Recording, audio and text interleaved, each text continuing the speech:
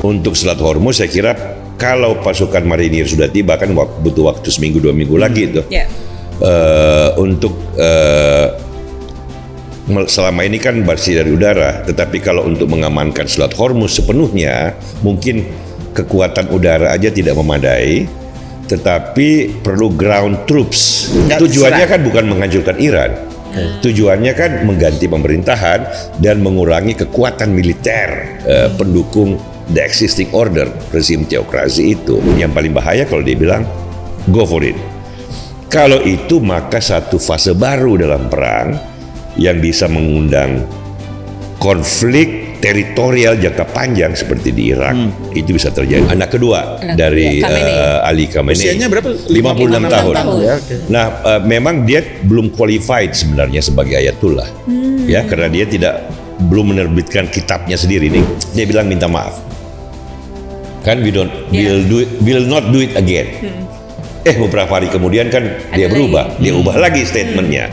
Ini kan mengindikasikan bahwa ada perubahan, ada skism, ada mungkin retak, mungkin miskoordinasi, ya. Ini kan saya bilang tadi, pemerintahan ini kan lagi panik, going underground, bukan lagi menang. Amerika kalau mengklaim victory dengan mengatakan walaupun tidak terjadi regime change, tapi kita sudah bisa mereduksi kekuatan militer Iran untuk mengancam kawasan negara-negara tangganya. Itu kan dia bisa bilang kita sudah berhasil, apalagi nuklirnya sudah kita pastikan udah totally, kalau tidak hancur butuh beberapa tahun untuk bisa dibangkitkan kembali, dan mereka bertahan despite all, dengan segala macam kelemahan yang ada, mereka bertahan aja udah bisa mengatakan bahwa kita menang terhadap invasi Amerika dan Israel.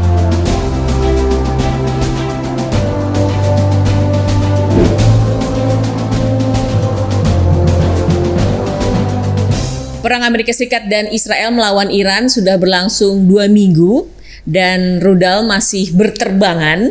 Di tengah konflik ini Iran menunjuk pemimpin tertinggi baru, Mojtaba Khamenei. Nah, ini pertanyaannya nih, apakah Iran melemah atau justru makin bahaya nih, Bang Celi nih? Di sisi lain juga ada isu-isu soal bagaimana nih Selat Hormuz. Jadi kita update-nya dulu lah. Apa yang terjadi saat ini? Sudah 2 minggu ini. Iya benar kan, kalau hari ini kan kita taping hari Sabtu kan, berarti minggu kedua, akhir minggu kedua. Penting untuk kita bahas karena ada juga kan viewer yang nanya, ini kemana ini? Kok lama gak muncul? Tunggu pulang. Iya. Rizal Malarangeng kemana nih? Gitu. Baru balik dari perjalanan ziarah ke Andalusia.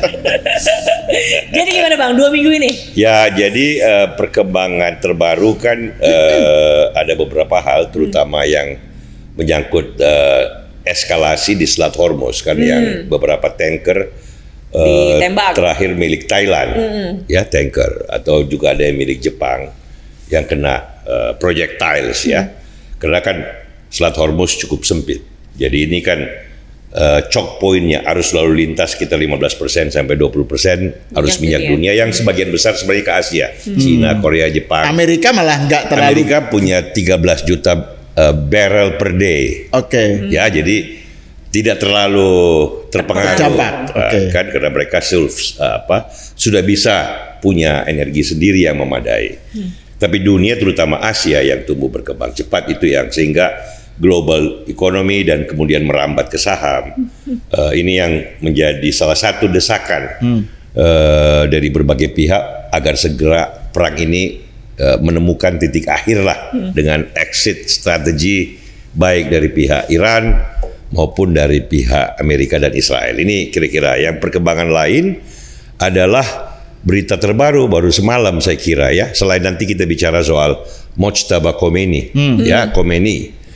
Itu nanti bagian berikutnya.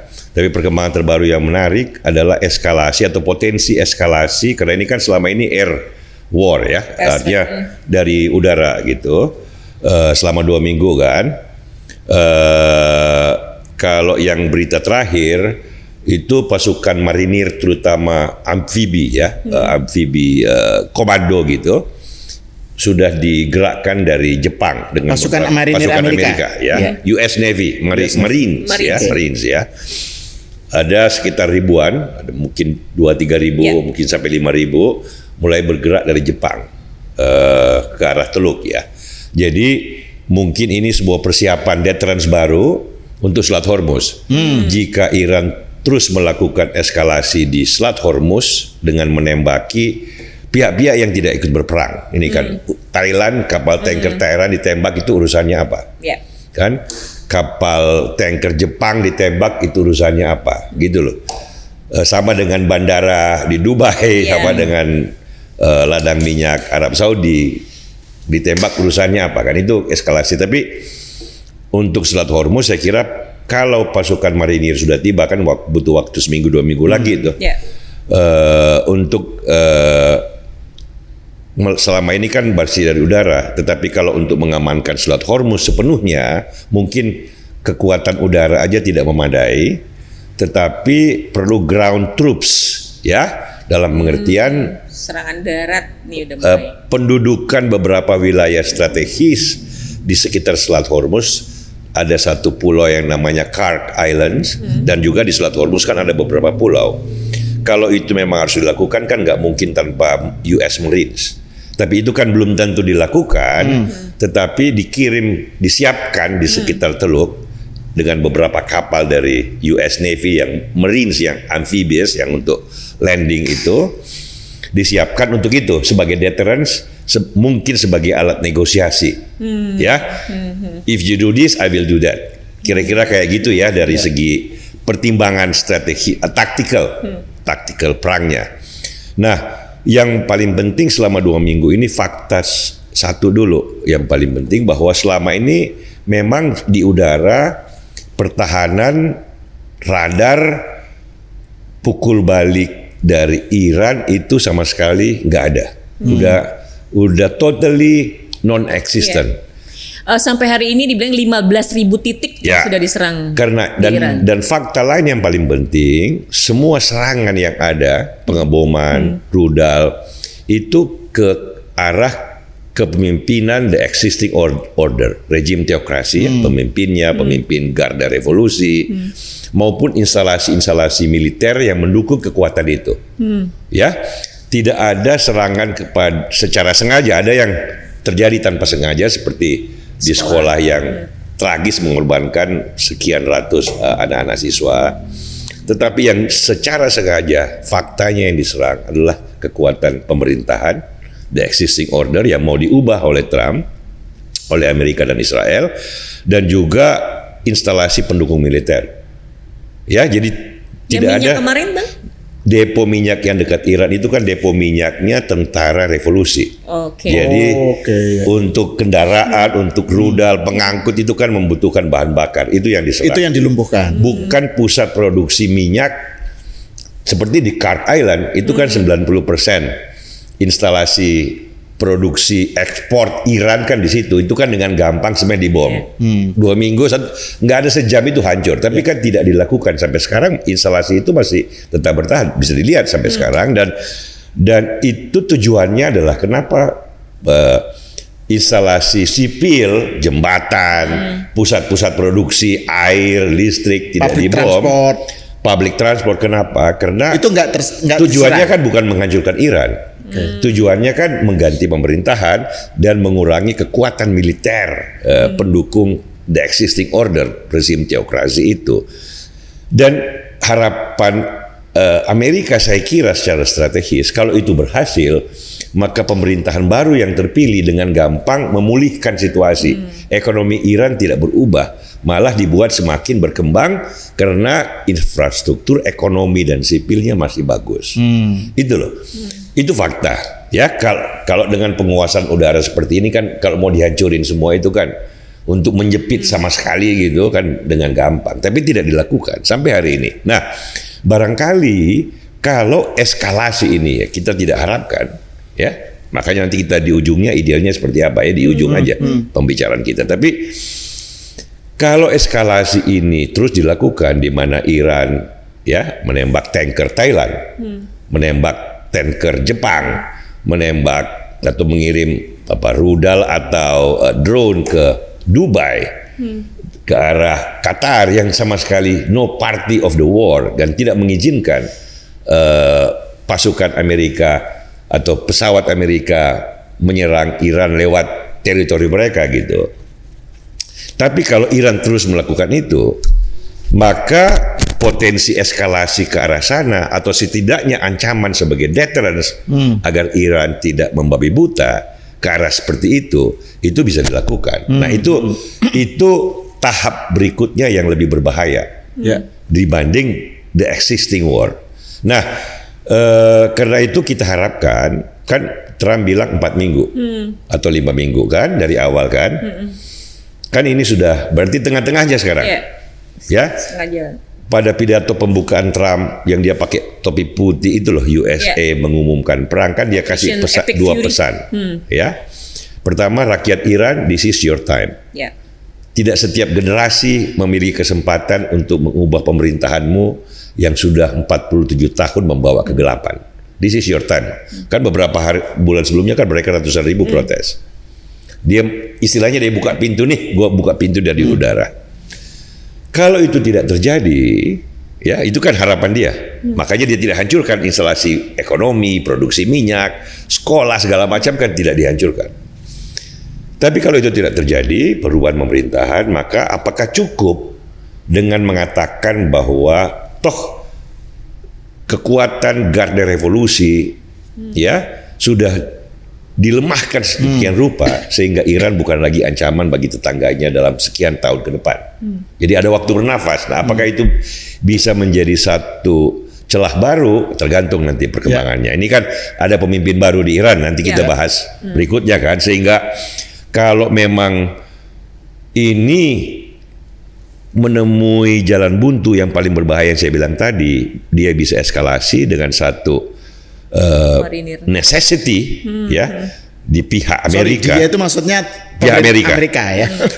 Necessity bahwa kalau Selat Hormuz mau saya amankan sepenuhnya sehingga tanker Jepang lewat, tanker Thailand lewat, tanker yang disewa Indonesia bisa lewat dengan aman, maka pendudukan terbatas ground forces dari marinir di beberapa teritori, kebetulan beberapa pulau kecil yang strategis milik Iran di Selat Hormuz harus dilakukan. Yang paling bahaya kalau dia bilang go for it. Kalau itu maka satu fase baru dalam perang yang bisa mengundang konflik teritorial jangka panjang seperti di Irak itu bisa terjadi. Belum tentu terjadi, bisa aja cuma terbatas karena ini kan pulau. Likelihoodnya bahwa itu akan terjadi bukan lagi zero gitu loh. Kalau sekarang kan masih zero, nggak akan terjadi pendudukan wong serangan udara, ya kan? Ini kan serangan terbatas, terbukti bahwa yang diserang coba instalasi militer dan pemimpin, bukan rakyat yang diserang, bukan rakyat Iran loh yang diserang, bukan instalasi sipil dan pendidikan dan ekonomi. Ini instalasi militer dan pendukungnya serta pemimpinnya. Ya, itu faktanya. Ini apapun komentar pro konnya. Ini menarik penjelasan Jadi ini menarik karena kalau kita melihat medsos atau media massa mainstream, media massa online di Indonesia, narasinya kan wah Amerika dan Israel sekarang justru dalam posisi yang terdesak dan Iran menyimpan kekuatan atau pokoknya bersiap-siap untuk melakukan serangan balasan yang dahsyat gitu. Faktanya kan dominasi udara kan total dari Amerika Serikat dan Israel. Faktanya sekarang pemerintah yang baru pun going underground. Ya, mereka komunikasi pun susah. Mereka berhubungan satu sama lain susah. Sehingga serangannya kayak membabi buta. Kapal Thailand ini ditembak. Tapi kapan kita pernah melihat kapal Amerika atau kapal Israel ditembak? Kan nggak ada. Kan ada kapal induk di situ dekat Selat Telut Abraham Lincoln USS Abraham Lincoln. Kapan kita lihat dia kena serangan rudal atau serangan drone? Kan enggak. Tapi kan kapal Thailand yang dihajar, kapal Jepang yang dihajar, Dubai yang dihajar, Qatar yang dihajar. Ya memang tidak mempersiapkan diri untuk berperang. Sehingga justru itu yang mengatakan bahwa ini mungkin lagi dalam situasi lemah dan situasi panik, hajar apa yang bisa, tetapi the fact of the matter, realitasnya adalah bahwa pemerintahan ini mungkin pemerintahan Iran sedang terdesak. Mereka going underground, komunikasi susah, nggak tahu siapa yang kasih komando, nggak tahu siapa pemimpinnya yang memberikan perlawanan secara terorganisasi. Tinggal bagaimana, apakah ini bisa bertahan 1-2 minggu lagi sebelum ada tawaran untuk renegosiasi. Kira-kira itu untuk sementara. Oke, sebelum kita membahas siapa sih Mojtaba susah banget ya. Membahas tentang the Mojtaba current Khamenei. leadership of Iran. Yeah. The new Ayatollah. The new Ayatollah. Aku mau ngajak teman-teman Freedom untuk berkunjung ke Perpustakaan Umum Freedom Institute di Jalan HR Rasuna Said, Kuningan, Jakarta Selatan. Tempatnya asik. Dingin. Koleksi bukunya selalu banyak, bertambah. Tentang Iran, Israel, Iran. Palestina. Iya. Beberapa minggu terakhir kata teman-teman pegawai perpustakaan itu banyak mahasiswa yang datang nyari khusus buku tentang Israel dan Palestina. Nah, mantap. Jadi kita mau tambah lagi setelah Lebaran buku-buku. Iya. Mungkin perlu ada Pasti satu kita section update. khusus ya. Ya, sekali lagi ini semua gratis ya buat Semua mahasiswa. Gratis, dan juga kalau mau misalnya mengerjakan tugas Ya. kuliah, skripsi, paper di situ bisa. sambil bikin konten. Sambil Ya. bikin- tapi Membuka perspektif, Yes. bikin konten, gratis lagi. tapi mulai Senin besok kita libur Lebaran dulu. Ya boleh lah. Lebaran. Boleh dong.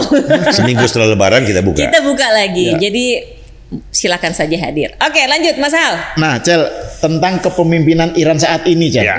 Jadi ini Mujtaba kan kita tahu Mujtaba Khamenei sudah diangkat menjadi the new Ayatollah. Ya. Terus ini gimana nih dengan situasi sekarang nih, Cel? Misalnya Garda Republiknya seperti apa? dan Ya, oke. seterusnya. Oke, baik, kita akan bahas potensial skism ya, perpecahan di dalam atau pelemahan di dalam tubuh rezim teokrasi dan rezim militernya ya yang nyatu gitu ya. Tapi kita menarik nih the new Ayatollahnya ini anaknya. Anak kedua dari Ali Khamenei. Usianya berapa? 56 tahun. Ya, oke. Nah, memang dia belum qualified sebenarnya sebagai Ayatullah. Ya, karena dia belum menerbitkan kitabnya sendiri. Ini kan doktrinnya Velayat Faqih itu, the guardianship of the mullah, the clerics, the ulama gitu ya.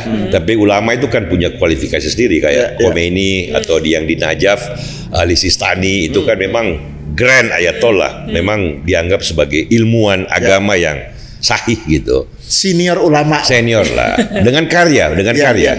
Ada tradisi kan dengan karya, ada kitabnya. Kalau Mojtaba ini belum ada, masih dianggap junior, lightweight dari segi ilmunya. Tapi karena dia anaknya, ini kan nepotisme gaya. Dinasti politik juga nih. Ini nepotisme gaya teokrasi Iran gitu, anaknya karena kedekatan dia selama bapaknya berkuasa gitu, supreme leader, dia di belakang layar membantu dan dia punya hubungan dekat dengan Garda Revolusi. Garda Revolusi ini kan bukan cuma tentara tapi juga penguasa korporasi, penguasa politik. Ini kan tentaklesnya ini kayak gurita kekuasaan militer bedil dengan sabda Tuhan nih kira-kira ya. Bedil dengan sabda Tuhan. Itu disatukan tuh teokrasi di Iran tuh. Mujtaba ini karena kedekatan dengan garda militer kan sekarang situasi perang kan militer jadi penting banget, lebih penting dari sebelumnya. Sehingga itu sebabnya barangkali dalam situasi kepanikan seperti ini, apalagi kan keluarganya juga meninggal, bapaknya, istrinya, anaknya, keponakannya gitu, sehingga dia ada legitimasi dalam pengertian itu. Siism itu kan heroism, Hussein, korban, Karbala itu kan. Jadi mungkin ya dari segi itu dia dapat legitimasi. Tapi yang mengherankan atau fakta setelah seminggu ya menjadi pemimpin baru kan tidak pernah muncul. Ya. Bahkan pesan yang defiant itu, yang melawan itu kan tertulis, bukan suara gitu.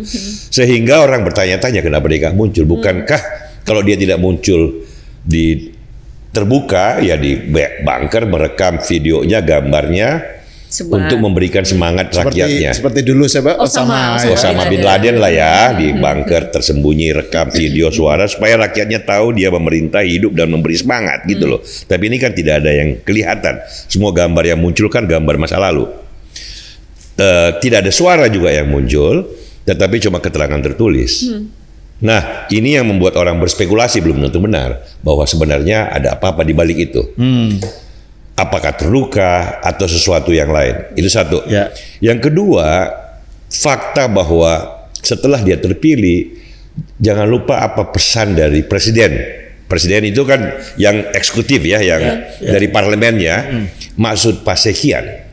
Kan beberapa hari sebelumnya dia terbuka, direkam, gambarnya ada, suaranya ada, berkata bahwa kami minta maaf kepada negara-negara tetangga sahabat. Tidak ada. Oh, ini soal serangan dia ke Dubai, ke Arab Saudi, Qatar, Azerbaijan, kan nggak ada urusan sama sekali. Turki apalagi, dikirim juga drone. Dia bilang minta maaf. Kan will not do it again. Beberapa hari kemudian kan dia berubah, dia ubah lagi statementnya. Ini kan mengindikasikan bahwa ada perubahan, ada schism, ada mungkin retak, mungkin miskoordinasi, ya. Ini kan saya bilang tadi, pemerintahan ini kan lagi panik going underground, bukan lagi menang, tapi lagi panik going underground, kehilangan dan kesulitan berkomunikasi gitu loh. Sehingga kita harus melihat beberapa fakta, jangan ilusi, jangan harapan, tapi fakta. Oh, barangkali terjadi schism, barangkali terjadi dinamika internal. Kita nggak tahu. Bertahan saja pemerintah Iran sudah bisa mengatakan victory, dalam situasi yang tidak bisa lagi melawan di udara, cuma bisa nembakin kapal tanker Thailand, kapal Jepang atau negara yang tidak memang mau berperang. Dalam situasi itu melawan di udara nggak bisa. Kalau dia bisa bertahan aja tidak terjadi regime change, dia bisa mengatakan kita menang terhadap Amerika dan Israel. Soal what constitutes menang dan kalah itu nanti kita bahas. Nanti. Jadi yang kita lihat di sini adalah bahwa untuk sementara kaum reformis seperti Masoud Pezeshkian, the fact bahwa dia mengubah pernyataannya dan harapan terhadap kaum reformis yang lain seperti Ali Larijani yang di Dewan Keamanan itu dulu juga bekas garda revolusi, tapi dianggap reformis. Apakah tokoh-tokoh seperti ini sekarang sedang bergerak melihat celah membangun satu hubungan komunikasi dengan kekuatan-kekuatan perubahan internal Iran maupun eksternal? Kan banyak banget tuh kaum diaspora Iran yang sedang mencari celah bagaimana kembali ke Iran. Antara lain Putra Mahkota Pahlavi, tapi kan banyak sekali di Amerika, di Eropa, di Turki, di Timur Tengah kan banyak. Nah, ini kalau Hemingway bilang perubahan itu pertama terjadi slowly and gradually, and then suddenly. Gitu loh. Kita nggak tahu, bisa besok, bisa minggu depan, tiba-tiba pemerintahan ini ada kaum reformis seperti Masoud berkata bahwa oke, boleh nggak gencatan senjata renegosiat? Bisa saja tidak terjadi.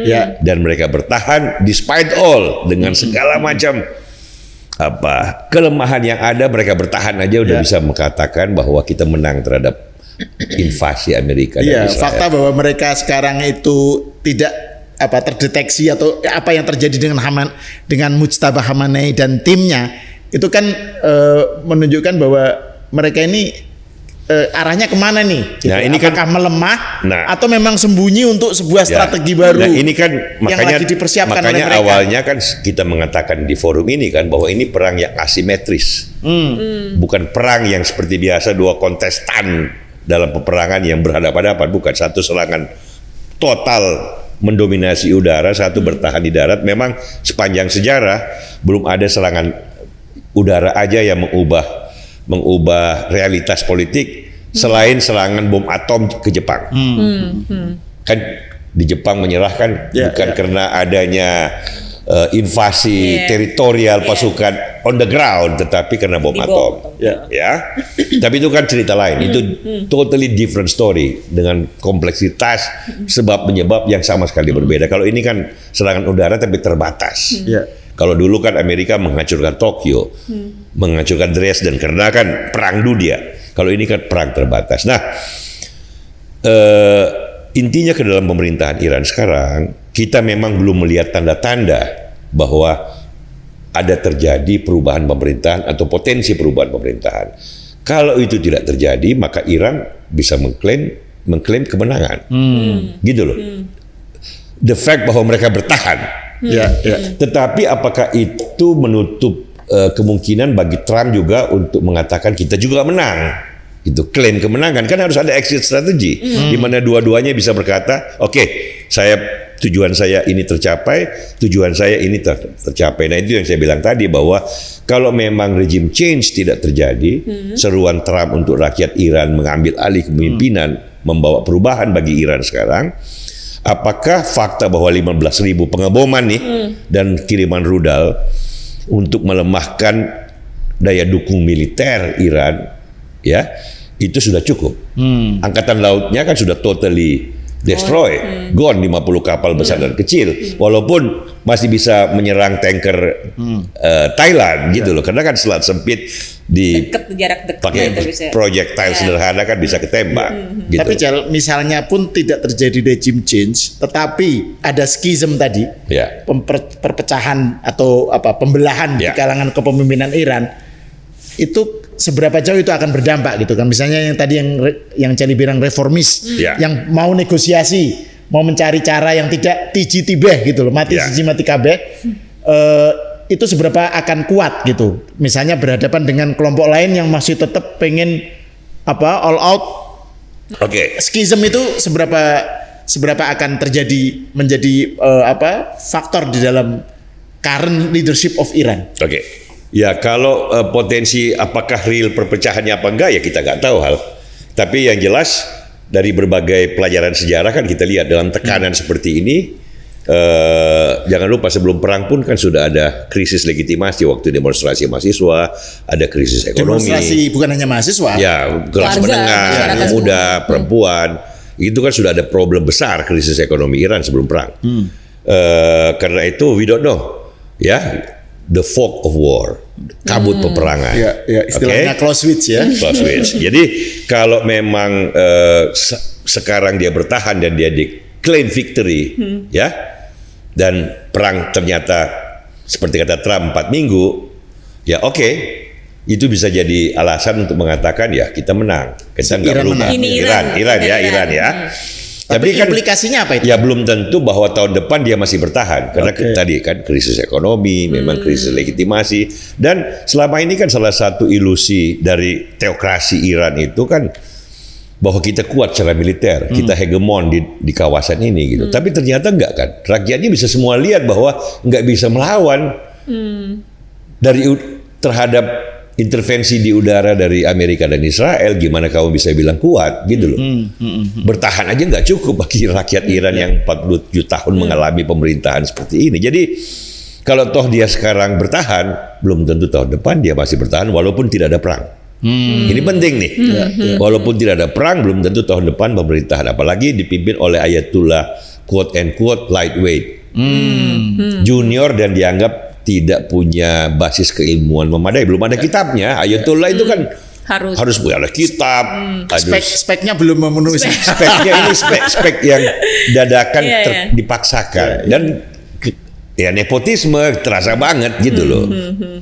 Nah di pihak Amerika, di pihak lain Amerika kalau mengklaim victory dengan mengatakan walaupun tidak terjadi regime change, tapi kita sudah bisa mereduksi kekuatan militer Iran untuk mengancam kawasan negara-negara tangganya, itu kan dia bisa bilang kita sudah berhasil, apalagi nuklirnya sudah kita pastikan udah totally, kalau tidak hancur butuh beberapa tahun untuk bisa dibangkitkan kembali sampai bisa jadi weapon grade gitu ya, sehingga kita punya waktu bernafas, amankan dulu Selat Hormuz, yakinkan Dubai, Qatar bahwa kawasan Teluk stabil lagi, mereka bisa menjadi global hub lagi gitu loh.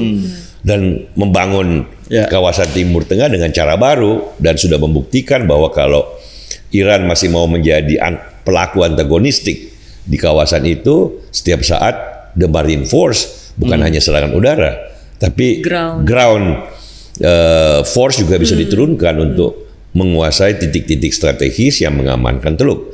Dan teknologi. Kan sekarang mereka tahu, begitu toh drone-nya Iran.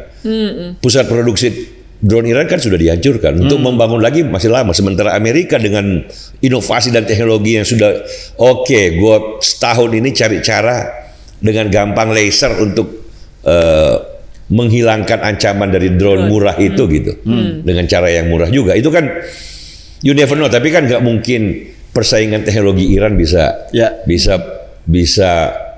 seimbang dengan persaingan teknologi kalau dilakukan oleh Amerika Serikat dan negara-negara sekutunya gitu loh. Jadi saya kira harapan saya adalah anak-anak muda Iran, kaum pembaharu Iran, termasuk Masoud Pezeshkian, Ali Larijani, bisa come to their senses, menawarkan renegosiasi, menawarkan gencatan senjata, dan membuka celah baru bagi perubahan pemerintahan Iran yang lebih baik. Itu penutupnya hal. Ya, tapi ini subjektif. Ya, tapi kan itu kita kan terlalu banyak bahas Iran nih. Yang Amerika jadi ini menarik. Nanti jadi seberapa jauh dinamika politik domestik berpengaruh terhadap ya Trump. Sekarang ini hanya 30% rakyat Amerika yang mendukung tindakan Trump.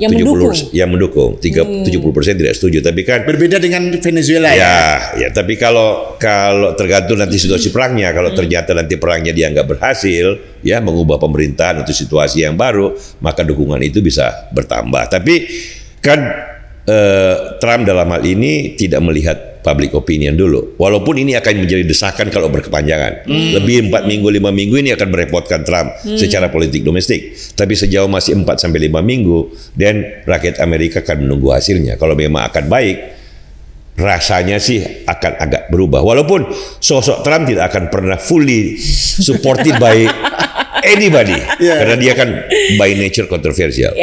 Kira-kira itu hal. Dan bosenan. Ini kalau tiba-tiba bilang udah capek, ganti deh yang mana. Oke, Mel. Baik, kalau gitu terima kasih Bang Jelly, terima kasih Mas Al, terima kasih teman-teman Freedom sudah bergabung. Nantikan episode selanjutnya diskusi Freedom Institute.